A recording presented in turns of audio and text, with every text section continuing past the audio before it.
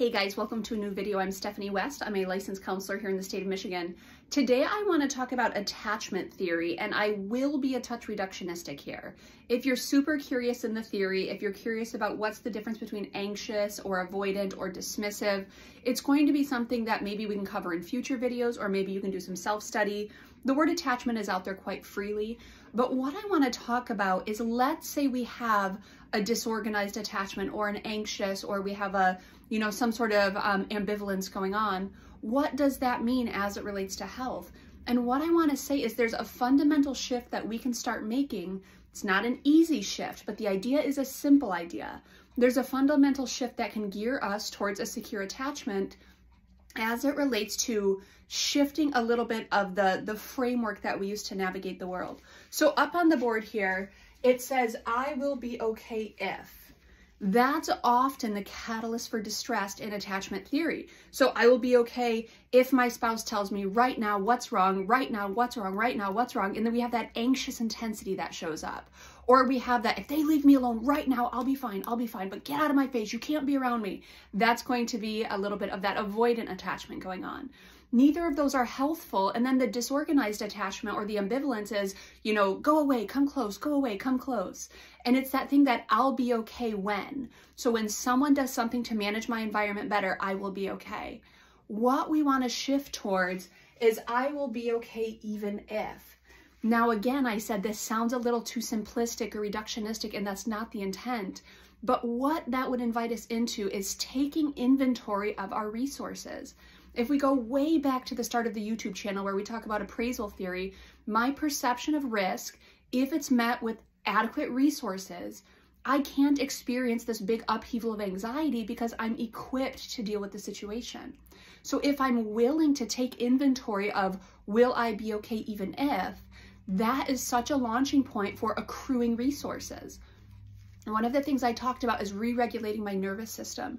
And that happened after kind of intentional, skill building, that I wasn't like, I'm going to repair my nervous system. But what happened was I went and I started boxing, and I went and I did self-defense classes, and I went and I did progressive overload. And those all added into my sense of self-agency in my story. They were actual resources that accrued. And so what that did was it took me from, I'm not going to be okay, to, you know what? I don't know that I'll be okay, but at least I have a shot here. And if something happens, I'll be okay even if. Now, there's a whole host of resources. When you have more money in your bank account, it's an automatic resource that says, okay, something happens, I'll be okay even if. You have relational collateral built up, and someone is, you're going through a time of distress, but you say, I'll be okay even if, because I have these resources going on. Now, often we're not very clear on our resources, and that's why something like therapy can be so amazing, because we go through and we find the gaps, we accrue resources as we can, and it helps with that internal sense of I'll be okay even if.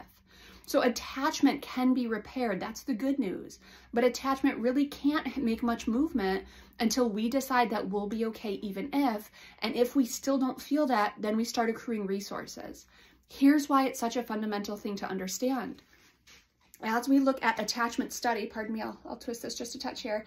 As we look at attachment study, a lot of it came out of labs where they were studying childhood attachment, and do children engage in play?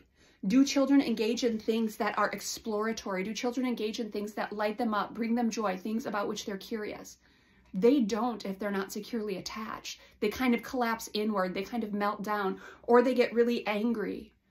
If you're engaging in this life transition where one of your sole jobs, one of your sole purposes is to go out and explore the world and make new decisions, when attachment is disrupted, it's not only significantly harder, it's less likely you're going to engage in things because you don't have that kind of I'll be okay even if idea that's going on.